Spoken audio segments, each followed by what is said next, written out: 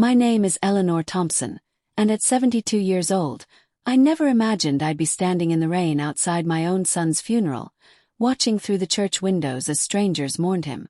But that's exactly where I was on that cold November morning in Detroit, Michigan. My son, Marcus, had been my whole world after my husband passed 15 years ago. He was successful, kind, and everything a mother could hope for. He'd married Jessica 5 years ago, and though I had my reservations, I kept them to myself.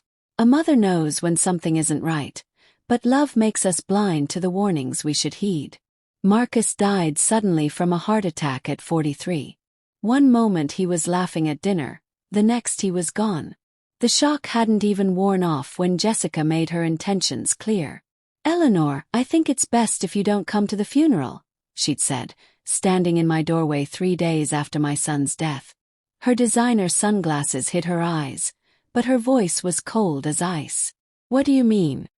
"He's my son," I'd replied, my heart breaking all over again. "Was your son. And he left everything to me.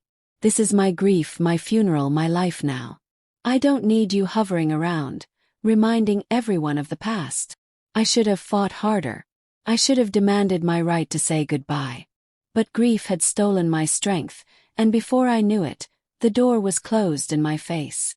So there I stood, in my best black dress that I'd worn to my husband's funeral, rain soaking through to my bones, watching through stained glass windows as my daughter-in-law played the devastated widow. She wore black Chanel, dabbing at dry eyes with a handkerchief, accepting condolences from people who barely knew my Marcus. My grandson, little Marcus Jr., we called him MJ, was only 7 years old. I caught glimpses of him sitting in the front pew, confused and alone. My heart ached to hold him, to tell him his grandmother was there, that he wasn't alone in this world. After the service, I waited by my old Honda in the parking lot, hoping to at least speak to MJ. But Jessica saw me from across the lot. Her face twisted with rage as she rushed over, heels clicking on the wet pavement. "Are you stalking us now?" she hissed, positioning herself between me and the funeral procession. "I just want to see my grandson. Please, Jessica. He needs family right now. I'm his family. I'm all he needs. You're just a bitter old woman who never approved of me." Marcus knew it too. The lie cut deeper than any knife. Marcus and I had been close until the very end, or so I thought. Had Jessica poisoned him against me in ways I never noticed? "I have a lawyer, Eleanor," she continued, her voice dropping to a menacing whisper. "If you come near us, near my house, near my son, I will get a restraining order so fast it'll make your head spin. You have no rights here. No claim. Nothing." Marcus made sure of that. I watched helplessly as she walked away, MJ's small hand clutched in hers. He turned back once, his eyes meeting mine with a confusion that mirrored my own pain. Then they were gone, disappearing into a black limousine that I knew my son's life insurance had probably paid for. I drove home to my small apartment in a daze. The place felt emptier than ever. Photos of Marcus covered every surface. His first day of school, his college graduation, his wedding day. In every photo, he was smiling, that smile that lit up my world. How had it come to this? How had I gone from being a mother and grandmother to being shut out completely? That night I barely slept. Questions plagued my mind. What had Jessica meant about Marcus leaving everything to her? Had he really cut me out? And more importantly, why? I'd find out soon enough that Jessica's cruelty was just beginning, and the secret she was hiding would eventually be her downfall. But that night, all I knew was the crushing weight of loss. Not just of my son, but of my grandson, my family, and my place in the world. The rain continued to fall outside my window, and I cried until there were no tears left, wondering if I'd ever see MJ again. 3 weeks after the funeral, I was still trying to process my grief when the knock came at my door. It was a Thursday morning, and I was sorting through old photos of Marcus, trying to hold on to memories that felt like they were slipping away. The man at the door wore a cheap suit and carried a manila envelope. "Eleanor Thompson." "Yes. You've been served." He handed me the envelope and walked away before I could ask questions. My hands trembled as I opened it. Inside was an eviction notice. I had 30 days to vacate the apartment I'd lived in for the past 8 years. My mind reeled. I paid my rent on time every month. How was this possible? I called the landlord immediately. Mr. Chen, there must be some mistake. I received an eviction notice, but I'm current on rent. Mrs. Thompson. His voice was sympathetic but firm. The building has been sold. The new owner wants to renovate and increase rents. I'm sorry, but there's nothing I can do. Several tenants are being asked to leave. But where will I go? I'm on a fixed income. I can't afford. I truly am sorry. If I hear of anything affordable, I'll let you know. After we hung up, I sat in stunned silence. In less than a month, I'd lost my son, my grandson, and now my home. How much more could the universe take from me? I tried calling Marcus's lawyer, a man named Robert Hendricks who'd handled his will. Surely Marcus had left me something, even if just enough to secure new housing. Mrs. Thompson, Hendricks said when he finally took my call, I'm afraid your son's will was very specific. Mrs. Jessica Thompson is the sole beneficiary of his estate. The house, the life insurance, the investment accounts. Everything goes to her as his surviving spouse. But what about me? What about MJ? The minor child is provided for through his mother, naturally. As for you, he paused uncomfortably. There's no provision for you in the will. Felt like being slapped. That's impossible. Marcus would never. I'm sorry, Mrs. Thompson. I only execute the documents. The will was signed and notarized 6 months ago. It's legally binding. 6 months ago. Right around the time Marcus had seemed distant, canceling our weekly dinners, making excuses not to visit. Had Jessica orchestrated this? Had she convinced him to cut me out? I spent the next 2 weeks frantically searching for affordable housing. Detroit wasn't cheap anymore, not like it used to be. Everything I could afford was in neighborhoods where a 72-year-old woman wouldn't be safe. Everything safe was beyond my social security check. I swallowed my pride and called my younger sister, Patricia, in Atlanta. Patty, I hate to ask, but I'm in a situation. Oh honey, you know I'd help if I could, she said, though her tone suggested otherwise. But Richard and I are barely making ends meet ourselves. His medical bills from the stroke have wiped us out. We're actually considering selling the house. One by one I called old friends, distant relatives, anyone who might offer help. The responses were all variations of the same theme. Times were hard, money was tight, they wished they could but couldn't. I even tried calling Jessica, though I knew it was futile. What do you want? She answered, not even bothering with hello. Jessica, I'm being evicted. I was wondering if maybe there was something in Marcus's estate. I already told you.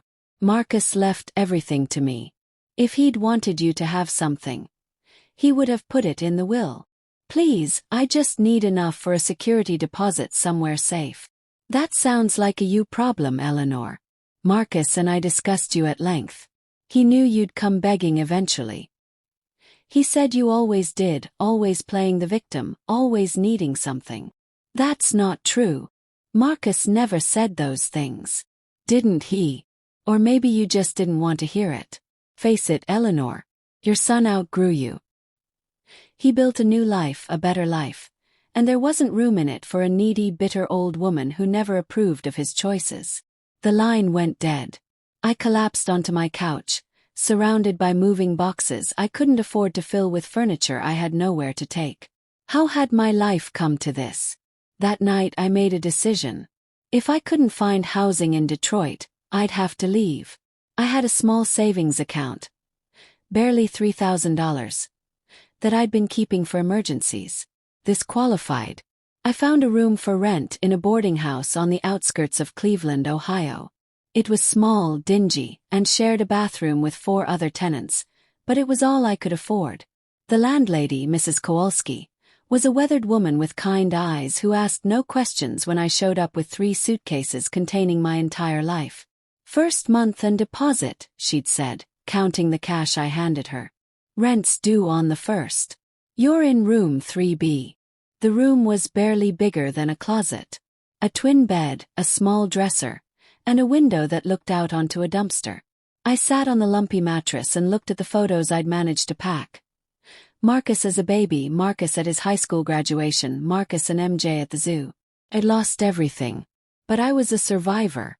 I'd survived poverty as a child, an abusive first marriage, my husband's death, and now this. I'd survive this too. What I didn't know then was that Jessica's greed would be her undoing, and that the truth about my son's will and his death would eventually come to light in ways none of us could predict. Cleveland in December was brutal. The boarding house had heating, but Mrs. Kowalski kept it so low that I could see my breath in my room some mornings. I'd pile on sweaters and blankets, trying to stay warm while I figured out my next move. Money was tighter than I'd ever known. After rent, I had maybe $200 a month for food and necessities. I learned to eat one meal a day, usually soup or oatmeal, stretching everything as far as it would go. The local food pantry became my lifeline.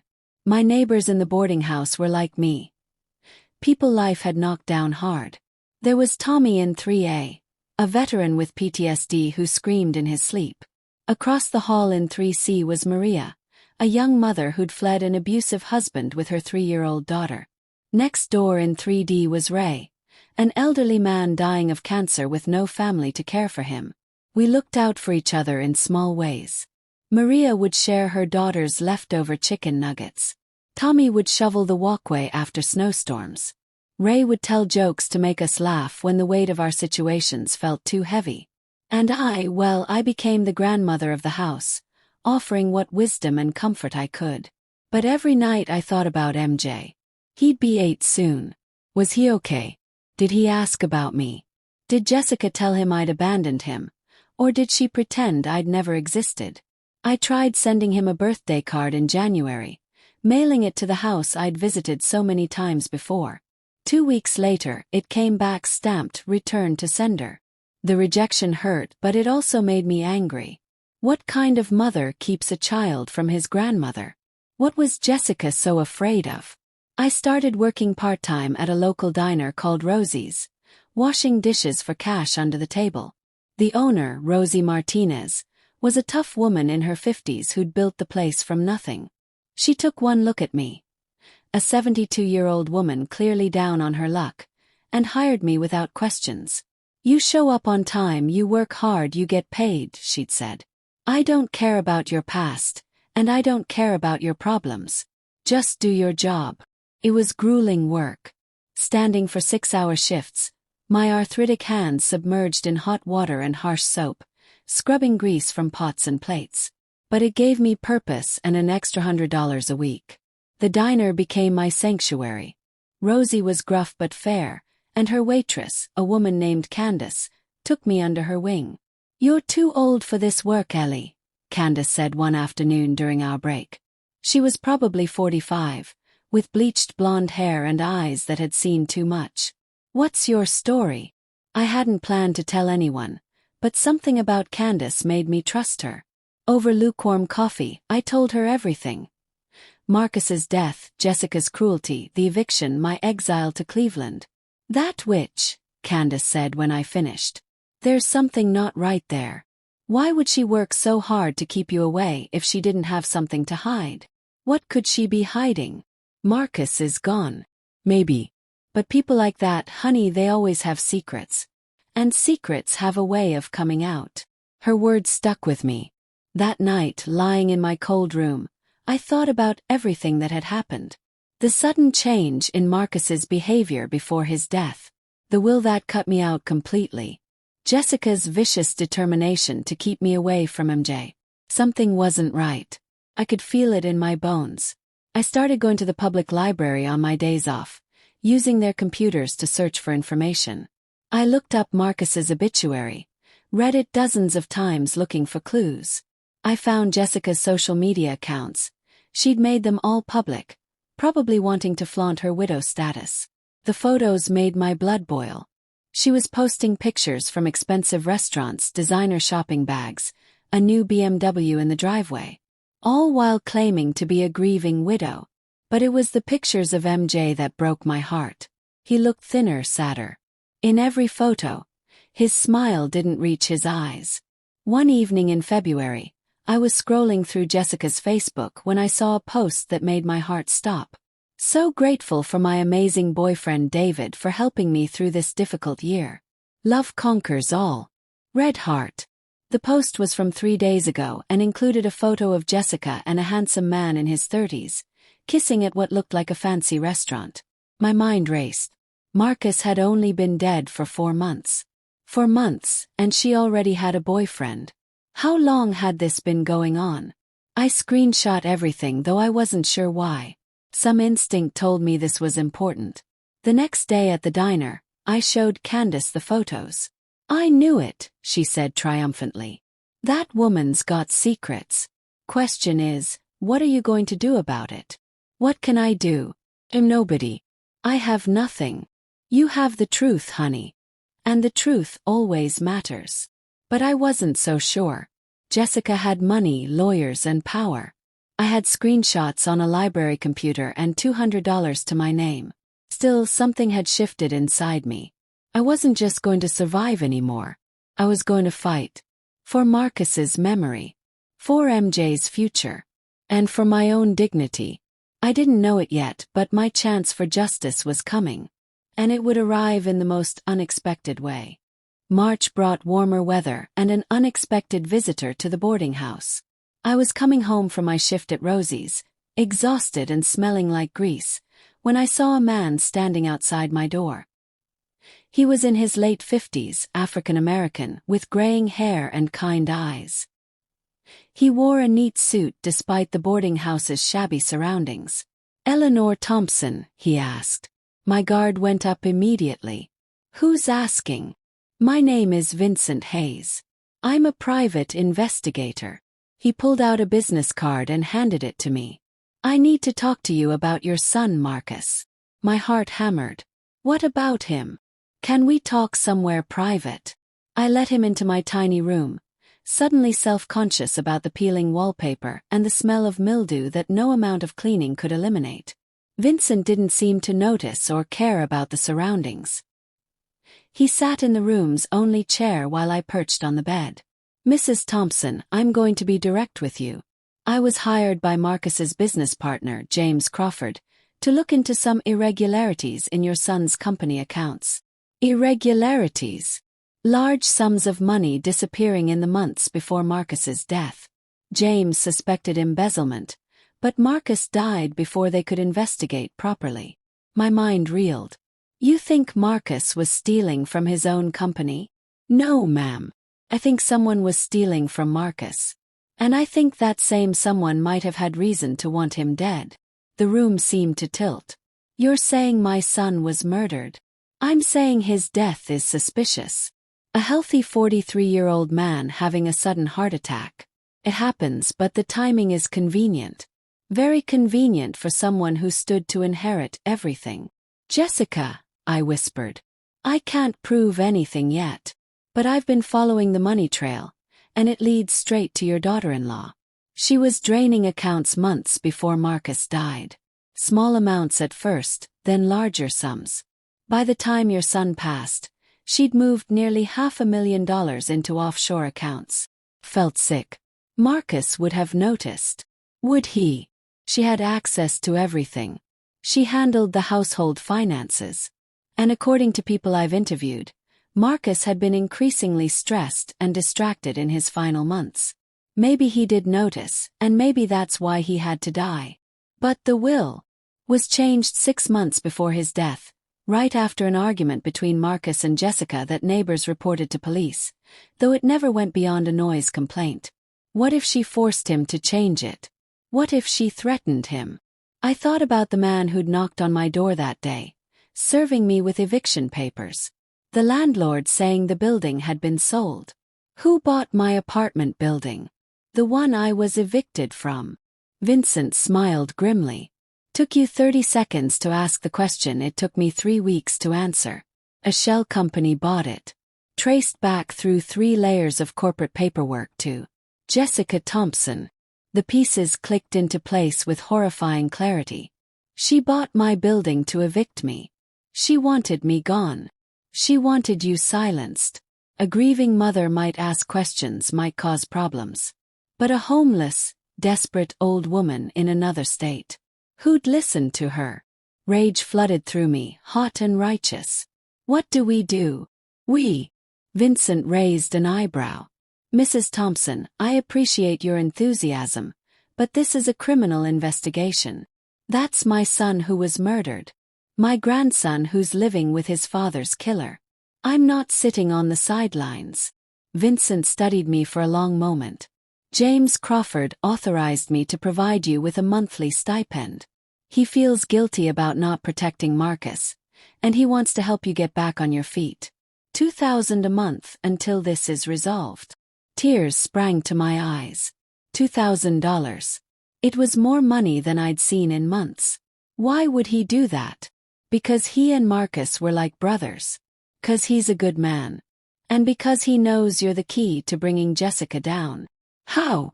She's kept MJ isolated, but kids talk. Kids see things. If we could get you access to your grandson, even for a few hours, he might tell you something useful. Something we can use. Jessica would never allow it. She's threatened restraining orders. Which is why we need to be smart. Vincent pulled out a folder and handed it to me. Jessica's boyfriend, David Reeves. 34 years old, real estate developer. He met Jessica while handling the sale of one of Marcus's investment properties. They've been seeing each other for at least 8 months. 8 months. Marcus was still alive. Exactly. And if we can prove the affair predated Marcus's death, it establishes motive. A woman who wants her husband's money and a younger boyfriend. That's motive for murder. We talked for 2 more hours. Vincent laid out his investigation. Bank records, witness statements, medical examiner reports. He was trying to get re-examined.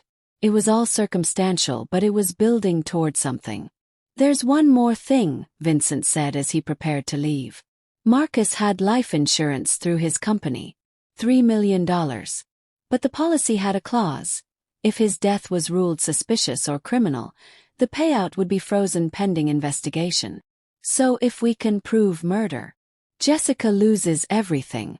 The money gets held up in litigation for years. And depending on state law, she might not be able to inherit anything at all if she's convicted of killing him. After Vincent left, I sat in my room feeling something I hadn't felt in months. Hope. Real tangible hope. I used some of the advance money Vincent had given me to buy a new phone. The first person I called was Candace. "Girl, I told you," she shrieked when I explained everything. "I knew that woman was dirty. What do you need from me? Just be ready. If this goes the way Vincent thinks it might, I'm going to need all the friends I can get." That night, I looked at Marcus's photos with new eyes. My son hadn't abandoned me. He'd been murdered by the woman he'd trusted, the woman he'd loved. And she tried to erase me from his story, to silence me before I could ask questions. But she'd underestimated a mother's love. And she'd underestimated how far I'd go to protect my grandson and honor my son's memory. The fight was just beginning. Over the next 3 months, my life transformed. Vincent's monthly stipend allowed me to move into a small but clean 1-bedroom apartment in a safer neighborhood. I kept working at Rosie's. Partly for the routine, partly because I'd grown fond of the place and the people. But now I had breathing room. Vincent and I met weekly at a coffee shop near his office. He'd share what he'd uncovered, and I'd tell him everything I remembered about Marcus's final months that might be relevant. "Tell me again about the last time you saw him," Vincent would say, recording everything on his phone. It was September, about 6 weeks before he died. We had lunch at that Italian place he loved, Giovanni's. He seemed distracted, stressed. Said work was overwhelming. Did he mention Jessica? Not directly. But when I asked how things were at home, he got quiet. Then he said something strange. He said, "Mom, if anything ever happens to me, promise you'll watch out for MJ." I laughed it off, told him not to be morbid. But now it sounds like a man who knew he was in danger. The medical examiner's office was our biggest obstacle. They'd ruled Marcus's death a heart attack caused by an undiagnosed condition. Natural causes. Case closed. Vincent was trying to get the case reopened, but without hard evidence of foul play. The office was resistant. What we need, Vincent said during one of our meetings, is testimony from someone close to the situation. Someone who saw or heard something suspicious. You mean MJ? A 7-year-old's testimony wouldn't hold up in court, but it could give us a direction to investigate. The problem is getting to him. That's when James Crawford entered the picture. Marcus's business partner reached out through Vincent, wanting to meet me. We met at his office, a sleek space in downtown Cleveland that reminded me of how successful Marcus had been. James was in his mid-40s, with warm eyes and a firm handshake. "Mrs. Thompson, I'm so sorry for everything you've been through," he said, his voice thick with emotion. "Marcus talked about you all the time. He loved you so much. Then why did he change his will? Why did he cut me out?" James's face darkened. "I don't think he did. Not willingly. Marcus came to me about a month before he died, asking for advice about divorce. He said Jessica had become increasingly controlling, demanding, paranoid. He suspected she was having an affair, but he couldn't prove it. My heart ached. He wanted to leave her. He was planning to. He'd already consulted a divorce attorney. But then, James swallowed hard. Then he died. And that will appeared, supposedly signed and notarized, giving her everything. You think she forged it? I think she forced him to sign it under duress, or she forged it outright. Marcus would never have cut you out, Mrs. Thompson. Never." Vincent leaned forward. "James has agreed to fund a forensic document examiner to look at the will. If we can prove forgery or coercion, the whole thing falls apart." "There's more," James said. "I hired an expert to review the company financials. The embezzlement went deeper than we thought. Jessica stole over $800,000 from Marcus's accounts. She was brilliant about it. Small transfers, shell companies, offshore accounts. But the trail is there. Can we prove it in court? We can prove the money disappeared. Proving Jessica took it will be harder, but not impossible. Especially if we can establish pattern and motive." Over the next few weeks, the case began to solidify. The document examiner found irregularities in Marcus's will. The signature was shakier than Marcus's usual handwriting, suggesting possible coercion or forgery. The forensic accountant traced more of the stolen money to accounts linked to Jessica and David. But we still needed more. We needed proof of the affair before Marcus's death. We needed someone to testify to Jessica's true character. And ideally, we needed proof that she'd somehow caused Marcus's death. That proof came from an unexpected source. I was at Rosie's one afternoon in late May when a young woman came in. She was maybe 25, nervous, clutching a purse like a lifeline. "Are you Eleanor Thompson?" she asked. "Yes. My name is Ashley Martinez. I was Marcus Thompson's assistant." My breath caught. Marcus had mentioned Ashley a few times. Bright, organized, trustworthy. "Can we talk somewhere private?" We sat in a back booth, and Ashley's story poured out in a rush. I should have come forward sooner, but I was scared. Jessica threatened me, told me if I ever talked about what I knew, she'd ruin my life. But I can't stay quiet anymore. Your son was a good man, and he deserves justice. What do you know? Ashley pulled out her phone and showed me text messages. Marcus forwarded these to me 3 days before he died. He said if anything happened to him, I should save them. I did, but then when he died and Jessica called it a heart attack, I didn't know what to do. The texts were between Jessica and David, dated 6 months before Marcus's death. They were explicit, romantic, and damning. But more than that, they discussed plans and timing and making sure everything was in place. One text from Jessica made my blood run cold. "Once he's gone, we'll be free. No one will suspect a thing. Trust me." "There's more," Ashley said. "About a week before Marcus died, I overheard Jessica on the phone ordering something from an overseas pharmacy. She was using a fake name, but I recognized her voice. I didn't think anything of it at the time, but now.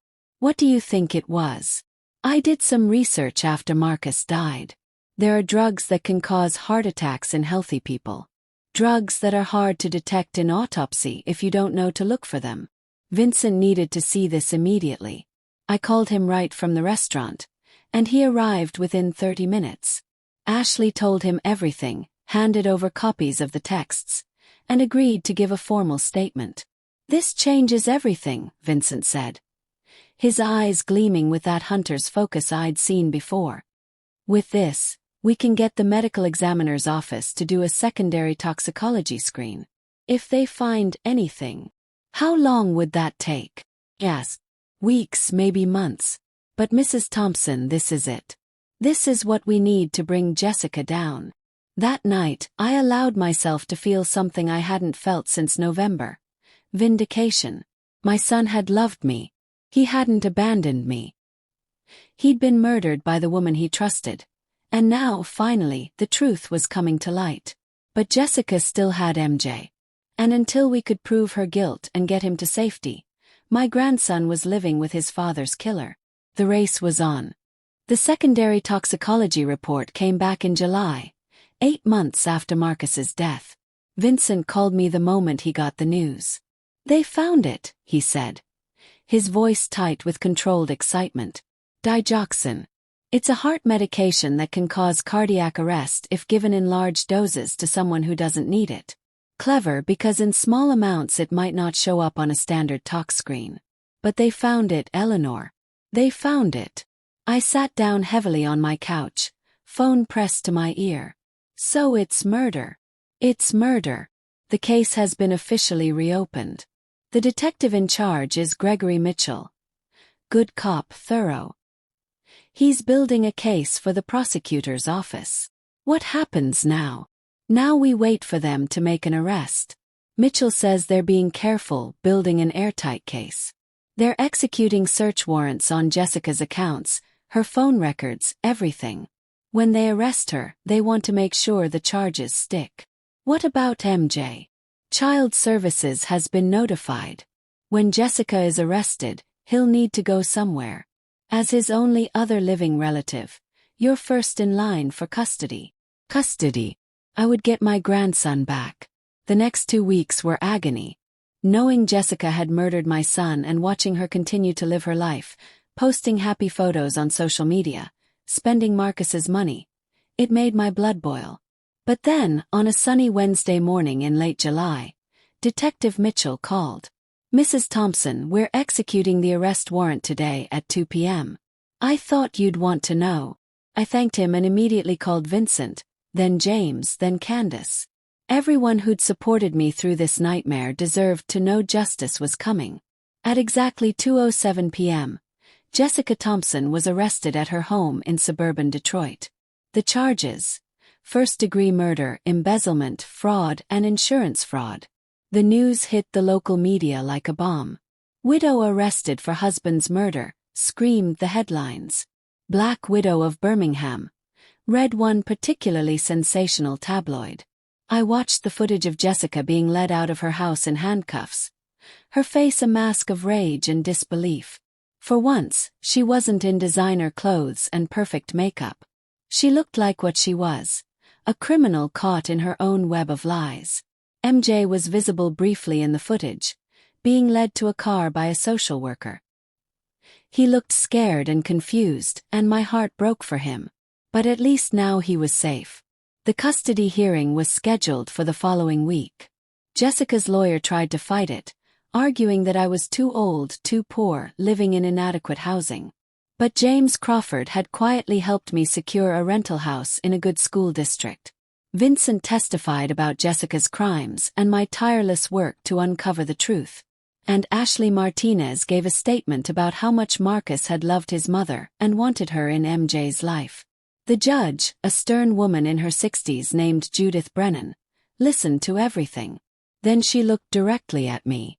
"Mrs. Thompson, this court recognizes the tremendous injustice you've suffered. You've lost your son, your home, and nearly a year of your life due to the criminal actions of your daughter-in-law. However, my primary concern is the best interest of the child. Are you prepared to take on the responsibility of raising an 8-year-old boy who's been through significant trauma? I stood, my voice clear and strong. Your Honor, I raised Marcus alone after his father died. I worked 2 jobs to put him through college. I'm 73 years old, but I'm healthy, I'm capable, and I love my grandson with everything I have. If you give me this chance, I will spend every day making sure he knows he's loved, safe, and that his father was a good man who died tragically. That's all I want, to give MJ the family he deserves. Judge Brennan nodded slowly.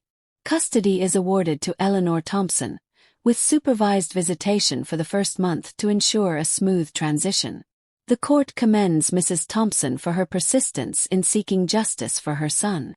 I walked out of that courtroom feeling 10 feet tall. 2 days later, I met with MJ for the first time since the funeral. The meeting took place at a family services office with a social worker present. When he walked in, he looked so much older than 8, thin, guarded, with shadows under his eyes. "Hi, baby," I said softly, kneeling down to his level despite the protest from my arthritic knees. "Grandma." His voice was small, uncertain. "Yeah, baby. It's me. Mom said you didn't want to see me anymore. She said you didn't love us." Tears streamed down my face. "That was a lie, sweetheart. I have loved you every single day since you were born. I would never abandon you. Never." He studied my face for a long moment. Then he ran into my arms, sobbing. "I missed you so much. I was so scared." I held him tight, rocking him like I had when he was a baby. "You're safe now. You're safe, and I've got you, and I'm never letting go again." The social worker had to actually ask us to separate when the hour was up. But as MJ left, he turned back to me with a small smile. The first genuine smile I'd seen from him. "I'll see you tomorrow," he asked. "Every day from now on," I promised. Jessica's trial wouldn't start for several months, but the evidence was overwhelming. The texts, the financial records, the toxicology report, Ashley's testimony. It all painted a clear picture of premeditated murder. David Reeves tried to cut a deal, testifying against Jessica in exchange for reduced charges. He claimed he'd known nothing about the murder, but he admitted to the affair and helped explain how Jessica had planned to start a new life with him once Marcus was out of the picture and the life insurance money came through. James Crawford set up a trust fund for MJ using money from Marcus's company shares. Money Jessica couldn't touch. It would pay for his education, his future, everything Marcus had wanted for him. Rosie gave me a promotion at the diner, manager, with better pay and benefits. "You've been through hell and back," she said. "Least I can do is make sure you and that boy are taken care of." Candace threw a welcome home party for MJ at her apartment, inviting everyone from the diner. My grandson, who'd been so isolated and sad, laughed for the first time in months. Vincent Hayes refused payment for his additional work beyond what James had authorized. "Some cases aren't about money," he said. "Some cases are about what's right." As summer turned to fall, MJ started 3rd grade at his new school. He was seeing a therapist to work through the trauma, but every day he seemed a little lighter, a little more like the happy child he'd been before his father died. Jessica Thompson's trial began in January, 13 months after Marcus's death. The courtroom was packed with media, curious onlookers, and people who'd known Marcus and wanted to see justice served. I attended every day of the trial, sitting in the front row behind the prosecutor's table. I wanted Jessica to see me, to know that I'd survived everything she'd done to destroy me. The prosecutor, a sharp woman named Maria Gonzalez, laid out the case methodically. She presented the timeline of the affair, the embezzlement, the forged will, and finally, the murder itself. Ashley Martinez's testimony was devastating. She read the texts between Jessica and David aloud in court, her voice shaking but clear. "Once he's gone, we'll be free." The forensic accountant showed exactly how Jessica had stolen nearly $1 million from Marcus over 6 months, moving money through shell companies and offshore accounts. The toxicology expert explained how digoxin works, how it can mimic a natural heart attack, and how the amount found in Marcus's system was consistent with intentional poisoning. Vincent Hayes testified about his investigation, about how Jessica had bought my apartment building specifically to evict me and silence me. James Crawford spoke about Marcus's plans to divorce Jessica and how he'd suspected her of cheating. But the most damning testimony came from David Reeves, granted immunity in exchange for his cooperation. He described how Jessica had planned everything down to the last detail. She said Marcus would never agree to a divorce that would cost her the lifestyle she deserved, David testified, not meeting Jessica's furious glare.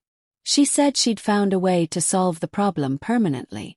Thought she was joking. I swear I thought she was just venting. When did you realize she was serious? Gonzalez asked. The day after Marcus died. She called me calm as anything and said it's done. I asked what she meant and she laughed. She said, Marcus had a heart attack. Such a tragedy. But now we can be together, and I'll have everything I've always wanted.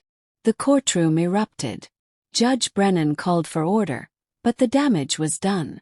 Jessica's defense attorney tried to paint her as a grieving widow who'd made poor financial decisions and had an affair but wasn't a murderer. He argued that the digoxin could have been contamination, that the texts were taken out of context, that David Reeves was lying to save himself. But when Jessica took the stand in her own defense, she made a fatal mistake. Under cross-examination, Gonzalez asked about the will. Mrs. Thompson, you testified that your husband signed this will of his own free will, correct? Yes. And yet, we have testimony from the notary that he seemed distressed during the signing. That you were hovering over him, that he seemed reluctant. He was just emotional about planning for his death. It's understandable. Is it? Or was he reluctant because you were forcing him to cut his mother out of his will? I didn't force anything. No. Then why, according to Marcus's assistant, did he tell her just 3 days before his death that he was planning to make a new will, one that would restore his mother's place in his life? Jessica faltered. I don't know anything about that. You don't. Or you couldn't let that happen. Because if Marcus made a new will, you'd lose everything. So you had to act fast, didn't you? You had to make sure he died before he could fix the mistake you'd forced him to make. Objection! Jessica's lawyer shouted. But the damage was done. The jury had seen Jessica stumble, had seen the mask slip. Gonzalez pressed harder. Let's talk about Eleanor Thompson. Why did you work so hard to keep her away from her grandson? She never approved of me. She made Marcus's life difficult. Really? Because everyone who knew Marcus and Eleanor describes them as extremely close until the very end. In fact, the only person who claimed otherwise was you. Why was that, Mrs. Thompson? Was it because Eleanor knew you better than you'd like? Because she could see through your act? That's not. Or was it because you knew that if Eleanor was around, she'd ask questions? She'd notice inconsistencies. She'd figure out what you'd done. No. So you destroyed her. You evicted her from her home. You took her son and her grandson. You tried to leave her with nothing so that no one would believe her if she did speak up. Isn't that true? Jessica's composure cracked completely. She was in the way. Everything was perfect until she started digging. Marcus was supposed to stay dead. The case was supposed to stay closed, and I was supposed to have my life. The courtroom went silent. Jessica's lawyer looked like he wanted to disappear. Even Jessica seemed to realize what she'd just said. No further questions, Gonzalez said quietly. The jury deliberated for less than 4 hours. When they came back, the verdict was unanimous. Guilty on all counts. Jessica Thompson was sentenced to life in prison without the possibility of parole. The judge added additional sentences for the fraud and embezzlement charges, ensuring she'd never see freedom again. David Reeves received 10 years for accessory after the fact and fraud. I sat in that courtroom and watched as Jessica was led away in chains. She looked at me once, and in her eyes I saw not remorse, but rage that she'd been caught, that I'd won. I didn't gloat. I didn't celebrate. I simply stood and walked out with my head held high, ready to go home to my grandson. The media frenzy after the trial was overwhelming. Grandmother's quest for justice ran one headline. From homeless to victorious, said another. I did one interview with a local news station, not for myself, but to send a message to other people who'd been wronged. Never give up. Marcus's life insurance company, after initially fighting the claim, settled with the estate for the full $3 million plus interest. Since Jessica couldn't inherit due to her conviction, the money went into MJ's trust fund, with me as the trustee. I didn't want Marcus's money. I wanted my son. But I was grateful that MJ would be taken care of, that he could go to college, start his own life without financial worries. James Crawford offered me a job at Marcus's old company, helping manage community outreach programs. The pay was good, and it felt right to honor my son's legacy this way. We moved into a real house. 3 bedrooms, a backyard, in a neighborhood with good schools and kids MJ's age. It wasn't fancy, but it was ours. MJ's therapy was helping. Slowly, he was opening up about his life with Jessica after Marcus died. The isolation, the emotional abuse. How Jessica had told him I didn't love him anymore, that his father hadn't loved him either. She said Dad changed his will because he was disappointed in me. MJ told me one night, his voice small. Because I wasn't good enough. I held him close. That's a lie, baby. Your daddy loved you more than anything in the world. He talked about you all the time, how smart you were, how proud he was of you. And he wanted me in your life. Jessica lied about everything because she's a bad person who did bad things. But none of that was your fault. And none of it means anyone stopped loving you. Healing wasn't linear. MJ had nightmares. He had days where he wouldn't speak, wouldn't eat, would just sit and stare at photos of Marcus. But there were also good days. Days where he laughed, where he played with the neighbor kids, where he told me he loved me. I reconnected with Patricia, my sister in Atlanta. She came to visit in the spring, meeting MJ for the first time and apologizing for not being there when I'd needed help. I was scared, she admitted over coffee while MJ played in the backyard. Richard's health was bad, money was tight, and I couldn't deal with anyone else's problems. I'm sorry, Ellie. You're here now, I said, squeezing her hand. That's what matters. Candace from the diner became like an aunt to MJ, taking him to movies and teaching him to bake. Rosie gave him his first job at 11, bussing tables on weekends and learning the value of hard work. Vincent Hayes stopped by every few months, bringing gifts for MJ and checking on how we were doing. You're one tough lady, Eleanor Thompson, he'd say. Your son would be proud. Maria and her daughter from the boarding house stayed in touch. Maria had gotten into a domestic violence shelter and was rebuilding her life. You inspired me, she said during one visit. If you could survive everything and still fight, I could too. As MJ grew older, he wanted to know more about his father. We'd sit for hours looking through photos and videos, and I'd tell him stories about Marcus. The good times, the funny times, the ways he was just like his dad. I wish I could remember him better, MJ said once when he was 12. You have his smile, I told him. His kindness. His determination. He's alive in you, baby. Every day I see my son in you, and it makes me so grateful. The insurance company that had covered the building I was evicted from ended up suing Jessica's estate for fraud. They recovered some of their losses, and surprisingly, they sent me a check for $50,000 with a note. For the injustice you suffered. I used part of it to set up a scholarship fund in Marcus's name for single parents going to college. The rest went into MJ's trust. Jessica wrote to me once from prison. I almost threw the letter away without reading it, but curiosity got the better of me. The letter was 7 pages of self-justification and blame-shifting. She claimed Marcus had been controlling, that she'd been afraid, that everything she'd done was in self-defense. She didn't apologize for killing my son. She didn't express remorse for trying to destroy me. She ended by saying she hoped I was happy ruining her life. I read it once, then burned it in the fireplace. Jessica would never understand that she'd ruined her own life. I just exposed the truth. MJ graduated from high school at the top of his class. He was accepted to the University of Michigan, Marcus's alma mater, with a full scholarship. At his graduation, sitting in the bleachers with James, Candace, Rosie, Vincent, and Patricia, I cried tears of joy. "I wish Dad could see this," MJ had said that morning. "He can, baby," I'd replied. "I believe he can. And he's so proud of you." When MJ left for college, the house felt empty again. But it was a different kind of empty than before. Not the crushing loneliness of loss, but the bittersweet pride of watching a child become independent. I retired from the community outreach job but stayed busy volunteering at a domestic violence shelter, helping women who were trapped like I had been trapped. I told my story to anyone who'd listen, hoping it would inspire them to fight for their own justice. 5 years after Jessica's conviction, I was approached by a producer who wanted to make a documentary about the case.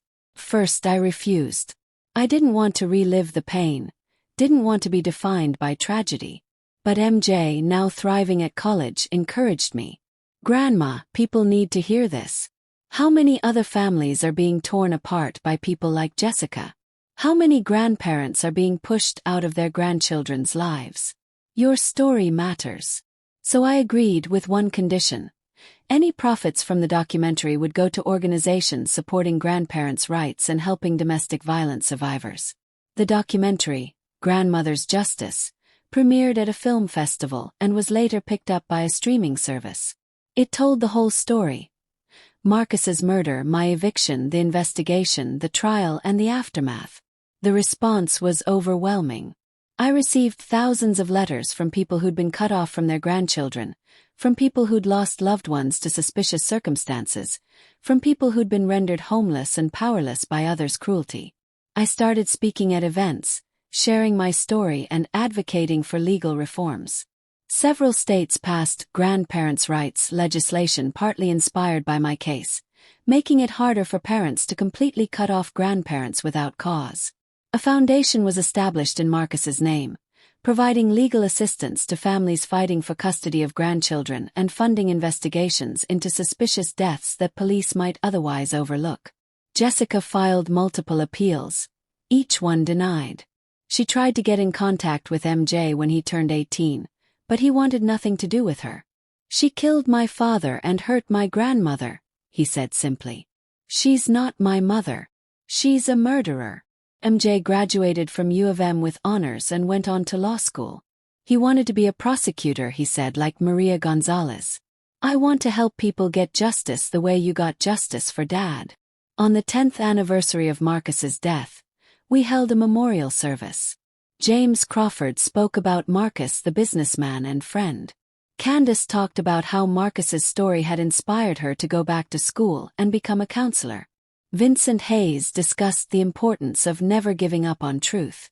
But the most moving speech came from MJ, now 24 and about to graduate from law school. "My father was murdered when I was 7, he began, his voice strong and clear. "And my grandmother was nearly destroyed in the aftermath. But she didn't give up. Despite losing everything, her son, her home, her sense of security, she kept fighting.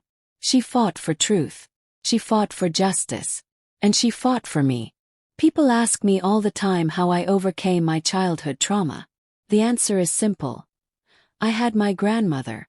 She showed me that evil doesn't always win, that truth matters, and that love is stronger than hate. My father's legacy lives on not just in the foundation that bears his name, but in every person who hears this story and decides to fight for what's right, no matter the cost. There wasn't a dry eye in the room. After the service, as people mingled and shared memories, I stood by Marcus's photo, a professional headshot from his prime, smiling that smile that had lit up my world. "We did it, baby," I whispered. "Justice for you. A good life for MJ. The truth told and remembered. We did it." I felt a hand on my shoulder and turned to see him, tall and handsome in his suit, looking so much like Marcus it took my breath away. "Grandma," he said, pulling me into a hug. "Thank you. For everything. For never giving up. For loving me. For being the strongest person I've ever known. You made it all worth it, I said, holding him tight. Every struggle, every hardship. It was all worth it to see you become this man. Your father would be so proud. We're both proud of you, MJ said. What you did, surviving everything and still finding the strength to fight. That's the real story. That's the real victory. As I looked around the room at all the lives touched by Marcus's story, all the people who'd been inspired to seek their own justice, I realized MJ was right. The victory wasn't just in convicting Jessica or getting custody of my grandson. It was in refusing to let evil win. It was in standing up and demanding truth even when I had nothing left. Jessica had tried to erase me, to reduce me to nothing. Instead, I'd become a symbol of resilience, a reminder that the most powerless among us can still be powerful when we fight for truth. 20 years after Marcus's death, I sat in a hospital room holding my first great-grandchild. MJ and his wife Sarah, a brilliant defense attorney he'd met in law school, had just welcomed a baby girl. "What are you going to name her?" I asked, looking down at the tiny, perfect face. "Eleanor Marcus Thompson," MJ said softly. "Ellie for short. After the two strongest people I've ever known." Cried, of course. Happy tears this time. Little Ellie would grow up in a world I'd helped change. Grandparents had more legal protections now. Suspicious deaths were investigated more thoroughly. Domestic violence survivors had more resources, partly funded by the foundation we'd built. Jessica died in prison when Ellie was 2 years old. He called to tell me, his voice neutral. "Are you okay?" he asked. "I'm fine," I said honestly. "I stopped being angry a long time ago. She made her choices and she paid the consequences. Now she's just gone.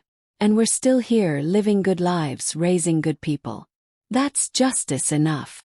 I kept working with the foundation until I was 92, finally retiring when my arthritis made travel too difficult.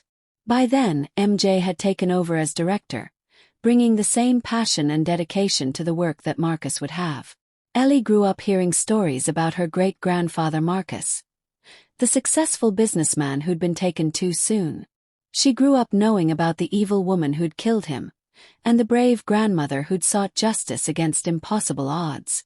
"You're a hero, great-grandma," Ellie told me once when she was 7, the same age MJ had been when Marcus died. "No, baby," I said, stroking her hair. "I'm just a grandmother who loved her son and grandson too much to give up.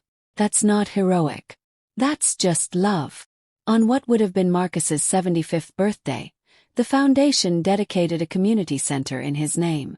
It provided legal services, counseling, and support groups for families torn apart by crime and injustice. At the dedication ceremony, I was asked to say a few words. I was 96 now, my body frail but my mind still sharp. "My son Marcus was a good man," I said, my voice carrying through the crowd. "He was taken from us by someone who valued money more than human life. For a time I thought evil had won. I lost my son, my home, my place in the world. But I learned something important. As long as we're breathing, as long as we can fight, evil hasn't won. Truth matters. Justice matters. And love. The fierce, protective love of a parent for a child. That matters most of all. This center stands as proof that Marcus's life mattered. That my fight mattered. And that everyone here, everyone struggling for justice, for truth, for their rights, you matter. Don't give up. Don't let them silence you. Keep fighting, even when you have nothing left, because the fight itself is victory." The applause was deafening. That night, back in the comfortable senior living apartment that MJ and Sarah had set up for me, I looked at a photo on my wall. 3 generations, taken just before Marcus died. Marcus, his arm around me, both of us laughing. Jessica in the photo too, smiling that fake smile I'd learned to see through. MJ had wanted to crop her out, but I'd said no. "She's part of the story," I'd explained. "We don't erase the hard parts. We remember them so we can appreciate how far we've come." I picked up my phone. MJ had taught me to use smartphones, God bless him, and scrolled through recent photos. MJ and Sarah at a legal conference where they'd both spoken about criminal justice reform. Ellie at her school play, dressed as a lawyer for Career Day. The Foundation's annual gala, raising money to help more families. My life had been marked by tragedy, yes. But it had also been marked by triumph. By refusing to be defeated. By fighting until justice was served. Jessica had tried to destroy me because she saw me as an obstacle to her greed. She never understood that a mother's love can't be destroyed. It can be tested, challenged, buried under hardship. But it endures. And in the end, it was that love that brought her down. I fell asleep that night with a smile on my face, knowing that Marcus's legacy lived on, that MJ was doing good work in the world, and that little Ellie would grow up strong and fierce, carrying the family's story forward. Some people might say I wasted a year of my life being homeless, penniless, and alone. But I don't see it that way. I see a year where I discovered depths of strength I never knew I had. Where I made friends who became family. Where I learned that justice might be delayed, but it's never truly denied if you fight hard enough. My son Marcus lives on, in his grandson, in his great-granddaughter, in the foundation that bears his name, and in every person who hears this story and decides to never give up on truth. And me. I'm just Eleanor Thompson. A grandmother. A survivor. Fighter. And I wouldn't change a thing. Dear friends, if Eleanor's story touched your heart today, I want you to know something important. You are stronger than you think. Life can knock us down in ways we never imagined. You might be facing your own battles right now. Family betrayal, financial struggles, injustice, or situations where you feel completely powerless. But Eleanor's story proves that even when you have nothing left, your spirit and determination can change everything. Remember these truths. Your truth matters, even when no one believes you. Your love is powerful. Even when others try to destroy it, your fight is worth it. Even when victory seems impossible, you are never too old, too poor, or too broken to stand up for what's right. Eleanor was 72 years old, homeless, and had less than $200 to her name. But she didn't give up. She fought for her son's memory and her grandson's future. And she won. If you're facing your own battle today, don't give up. Keep fighting. Truth always comes to light. Now it's your turn. Let's talk. Backhand index pointing down. Drop a comment below and let me know. What part of Eleanor's story inspired you the most? Have you ever faced a situation where someone tried to silence you or push you out? What would you have done in Eleanor's situation? Do you know someone who needs to hear this story today? Speech balloon. Share your thoughts, your own stories, or just let me know if Eleanor's journey moved you. Every comment helps this story reach more people who need to hear it. Bell. Don't forget to subscribe and hit that notification bell so you never miss stories of courage, justice, and triumph over evil. Thumbs up. Like this video if you believe in fighting for what's right, no matter the cost. Loudspeaker. Share this story with someone who needs encouragement today. Remember, you are not alone. Your story matters. And justice may be delayed, but it's never denied when you refuse to give up. Stay strong, stay blessed, and I'll see you in the next story. Red Heart.